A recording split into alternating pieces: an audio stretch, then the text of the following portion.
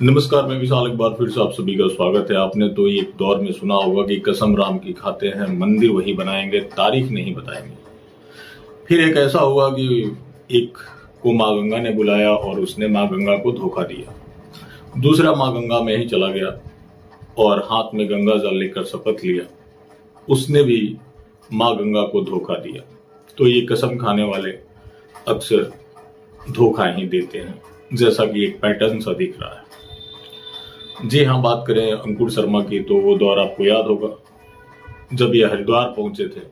एकम का अधिवेशन चल रहा था, उसके बाद गंगा जल लेकर इन्होंने शपथ ली। दूसरों को लेकर भी जिम्मेदारी लेते थे कि हमारी पार्टी में ऐसा फिल्टर है कि कोई भी आएगा वो सनातन मूल्यों का ही निर्वहन करेगा, गीता पर हाथ रखकर कसम खाएगा। तो ये कसमें वादे तो रहे ही रहे।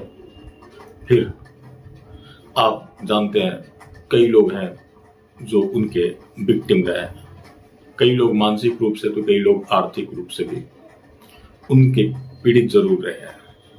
मैं आशा करता हूं कि आप में से ज़्यादातर लोग जो होंगे वो कहीं ना कहीं एक दौर में पीड़ित तो जरूर रहे होंगे। अब हुआ कि चारों तरफ से जो भी चंदे इकट्ठा किए गए, फिर चुनाव लड़ा गया। तो चुनाव के जो परिणाम आए, 5,000 6,000 अगर किसी को वोट आता है तो मतलब ये माना जाता है कि लोकसभा में कई बोकस वोटिंग भी होती है, जो कि इतना वोट मिलना स्वाभाविक होता है। लेकिन अब हुआ ये कि पार्टी के अध्यक्ष से भी दूसरे प्रत्याशियों के भी कई उनमें ऐसे थे जिनको ज्यादा वोट प्राप्त हुए। तो रिजल्ट देखकर कम से कम इतना जरूर लग गया था कि कुछ भी हो, मकसद पैसा बनाना ही था और थोड़ा नाम कमाना भी था। फिर हुआ क्या कि वो पार्टी भी नहीं रही जो कि सनातन मूल्यों पर बनी थी। नाम भी था एकम सनातन भारत दल। उसके मुखिया भारतीय जनता पार्टी में शामिल हुए। उसके बाद उनको प्रदेश प्रवक्ता बना दिया गया। वकील है, वकालत भी करते। अब क्या है कि भारतीय जनता पार्टी क्या है कि दावा करती है कि वो राष्ट्रवादी पार्टी। अब क्या है कि एक मास्टर स्ट्रोक अभी पहलगाम के बाद लगा कि पाकिस्तानी यूट्यूब चैनल बंद किए जाएंगे भारत में। देखिए कितना बड़ा कार्रवाई था। एक दौर था कि इंदिरा गांधी भी होती थी, इतना होने के बाद तो पाकिस्तान के पता नहीं कितने टुकड़े कर दिए होती, लेकिन यहाँ टुकड़े छोड़िए। दूसरा मास्टर स्ट्रोक ये लगा कि पाकिस्तानियों को यहाँ से निकाला जाएगा। उलट कर किसी ने पूछा भी नहीं कि वो आखिर वो आए कैसे। अब क्या था कि जो जनरल पाकिस्तानी थे उनको 27 अप्रैल तक का टाइम दिया गया था और जो मेडिकल वीजा पे आए थे उनको 29 अप्रैल तक का टाइम दिया गया था। अब हुआ क्या कि पाकिस्तान तो हो गए नहीं, सारे बाघा बॉर्डर पे अटके हुए। अब क्या होता है कि फिर से देखिए सरकार की तरफ से नोटिफिकेशन आता है कि ये अनिश्चितकालीन है, मतलब अगले आदेश तक उनको नहीं निकाला जाएगा। तो मतलब इससे तो स्पष्ट हो रहा है कि माहौल बनाया जा रहा था, जो कि ये लोग बनाने में माहिर है। अब बात करें सनातनी मूल्यों को जीने वाले अंकुर शर्मा, जो कि लॉयर भी है, एक पाकिस्तानी महिला जिसका वो केस लड़ रहे थे। आप पहले उनका वीडियो देखिए। देखिए, मुनीर अहमद सीआरपीएफ में कांस्टेबल तैनात हैं। 2 महीने पहले, 2.5 महीने पहले पाकिस्तानी नेशनल मीनल खान से इनकी शादी हुई थी। विजिटर वीज़ा पे वो हिंदुस्तान में आई और उसके बाद लॉन्ग टर्म वीज़ा LTV उसके लिए उन्होंने अप्लाई किया, क्योंकि जब आप इंडियन नेशनल से शादी करते हैं तो आप LTV के लिए एलिजिबल हो जाते हैं। पहलगाम हमले के बाद 23 अप्रैल 2025 का जो गृह मंत्रालय का MHA का जो आदेश था, उसमें 2 कैटेगरी के पाकिस्तानी नेशनल्स को एग्जेम्प्ट किया गया था यहाँ से डिपोर्ट करने से। एक तो डिप्लोमेटिक वीज़ा होल्डर्स और दूसरे जिनके पास LTV है यानी लॉन्ग टर्म वीज़ा है।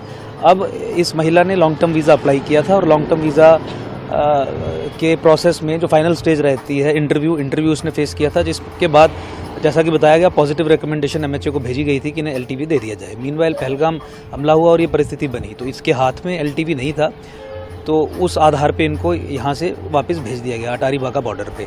उसी दिन जिस दिन ये अटारी वाघा बॉर्डर पे थी, उस दिन जम्मू कश्मीर हाई कोर्ट में केस फाइल हुआ था, सुनवाई हुई थी, जिसमें कोर्ट ने ये सारा आदेश और सारा कानून देखने के बाद एक इंटरिम ऑर्डर पास किया जिसके आधार पे फिर वहाँ पे इमिग्रेशन अथॉरिटीज़ ने और जो वहाँ पे पुलिस अथॉरिटीज़ और जो गृह मंत्रालय के जो लोग थे उन्होंने फिर इन्हें वापस भेजा। कल रात को 3 बजे के करीब ये जम्मू वापस पहुँच गई हैं।